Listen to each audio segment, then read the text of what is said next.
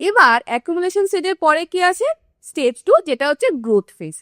এবার কি হয়, সাপোজ একটা স্টক এই রেঞ্জে রয়েছে, ঠিক আছে, এটা হচ্ছে তার অ্যাকুমুলেশন স্টেজ।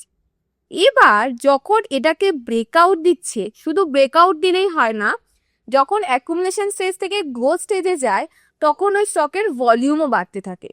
তো হাই ভলিউমের সাথে স্টকটা আস্তে আস্তে উপরের দিকে ব্রেকআউট দেয় এবং গ্রোথ স্টেজে যাওয়া শুরু করে।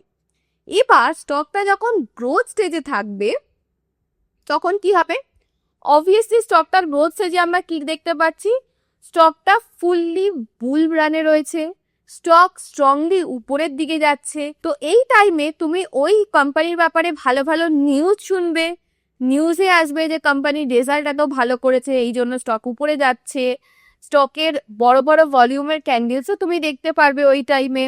আর স্বাভাবিকভাবে যখন নিউজে আসবে স্টক উপরের দিকে যাওয়া শুরু করবে, তো পাবলিক ইন্টারেস্টও স্টেজ 2 এ অনেক বেশি বেড়ে যাবে। তো যেই স্টকটা গ্রোথ ফেজে রয়েছে পাবলিকরা ওতে চাইবে ইনভেস্ট করতে।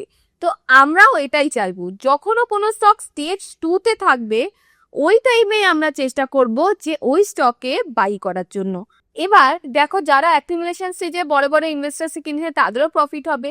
আর এটা মনে রাখবে, এই গ্রোথ স্টেজ কোনোদিন একদিন বা 2 দিন বা 3 দিনের জন্য আসে না, বা 1 মাস 2 মাসের জন্য আসে না।